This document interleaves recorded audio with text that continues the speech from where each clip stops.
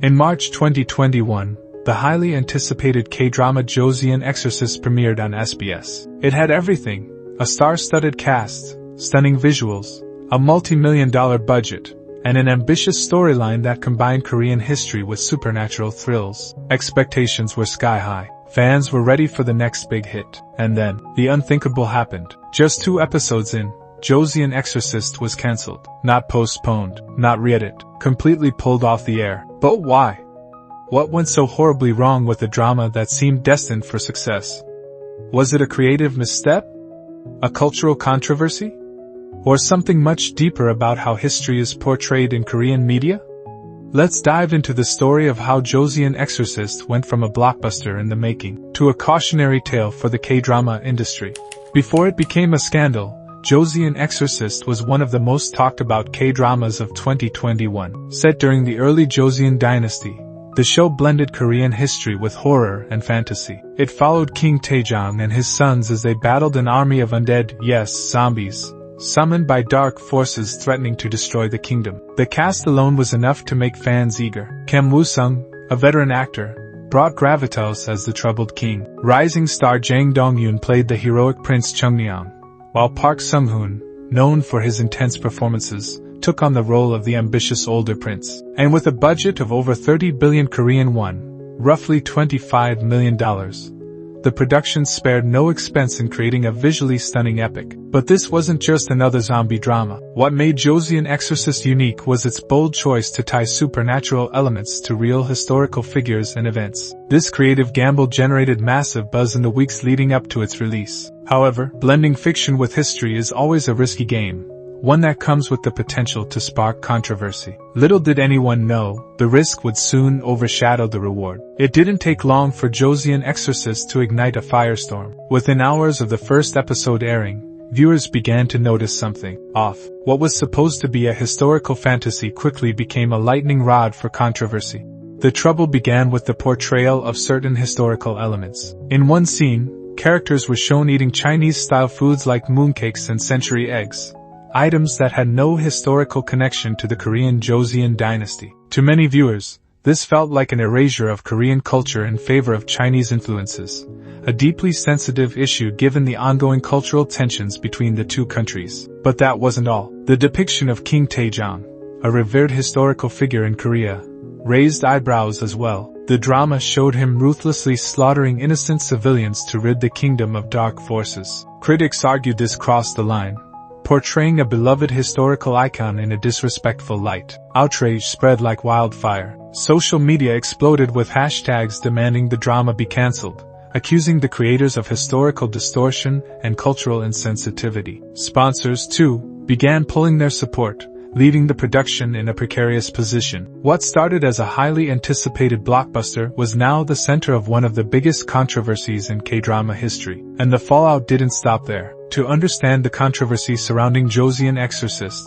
we need to look at the complex historical relationship between Korea and China. The two nations share a long history of cultural exchange, but this relationship has often been marked by tensions over cultural sovereignty. During the Joseon dynasty, which lasted from 1392 to 1897, Korea maintained a tributary relationship with China's Ming and later Qing dynasties. This arrangement meant Korea acknowledged China as a superior power in exchange for political and military protection, but it also allowed Korea to retain its own distinct culture and governance. However, in modern times, this shared history has become a point of contention. Korea often finds itself pushing back against what it perceives as cultural appropriation or historical revisionism by China. For example, disputes have arisen over UNESCO heritage sites, traditional clothing like hanbok, and even food like kimchi. In the case of Joseon Exorcist, the inclusion of Chinese-style props, food, and cultural elements in a drama about Korea's Joseon dynasty was seen by many Koreans as a dangerous blurring of historical lines. Critics argued that such choices risked perpetuating a narrative that undermined Korea's cultural identity and history.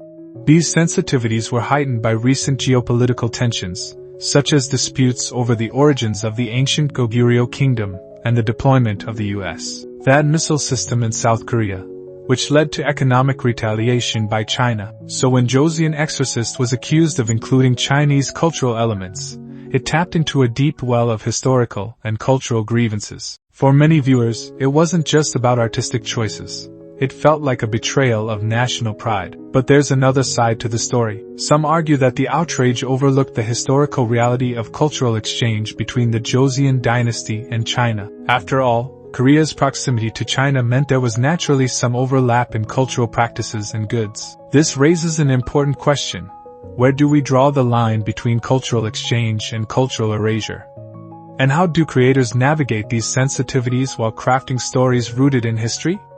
In an unprecedented move, the backlash proved too much for Joseon Exorcist to withstand. Just days after its debut, SBS made the shocking announcement: the drama was cancelled. The network issued a formal apology, admitting they had failed to fully consider the sensitivity of the content. All remaining episodes were pulled, leaving the drama story unfinished, and its cast and crew blindsided by the decision. The sudden cancellation was a devastating blow to the team. Months of hard work and millions of dollars in production costs were gone in an instant. For the actors and crew, many of whom had poured their hearts into the project, it was a heartbreaking end to what should have been a career milestone. But the fallout didn't stop there. The controversy left ripples across the industry. Sponsors who pulled out of Joseon Exorcist began reevaluating their involvement in other historical dramas, fearing similar backlash. Writers and producers, too, faced increased scrutiny over how they handled sensitive cultural topics. And while some applauded the swift response to public criticism,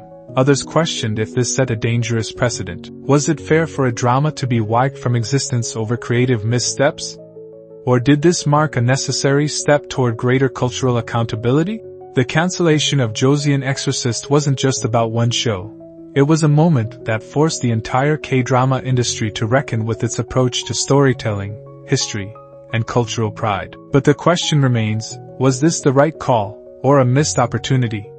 The Joseon Exorcist controversy sparked a wider conversation about the fine line between creative freedom and cultural responsibility. In South Korea, historical dramas hold a unique place. They're not just entertainment. They're a way of preserving and celebrating the country's rich heritage. For years, these dramas have educated audiences about Korea's past, blending fact and fiction to bring historical figures and events to life. But with that comes an unspoken responsibility: to honor that history with care and respect. This is where Joseon Exorcist stumbled. The use of Chinese cultural elements, such as props and food, struck a nerve with South Korean viewers, many of whom felt it undermined their national identity. These frustrations were magnified by ongoing tensions between South Korea and China over claims to cultural heritage. This isn't the first time cultural pride has clashed with creative interpretation. Over the years, debates over who owns certain traditions, like kimchi, hanbok, or even taekwondo, have fueled nationalistic fervor. For South Koreans, the idea of cultural dilution is more than an annoyance. It's a matter of identity. So when Joseon Exorcist blurred those lines, it felt like a betrayal to some. A misstep that not only disrespected history but also failed to defend Korea's cultural narrative against external influences. But others argued the drama was never meant to be a history lesson. Historical dramas, by their very nature, take liberties with the truth. Is it fair to expect complete accuracy from a medium designed to entertain? The Joseon Exorcist controversy wasn't just about a drama. It was a mirror reflecting the deep pride South Koreans have for their heritage. It showed how powerful storytelling can be, but also how fragile the balance is between honoring history and pushing creative boundaries. And as the industry moves forward, this question will continue to linger. Where should the line be drawn between respect for the past and freedom to create?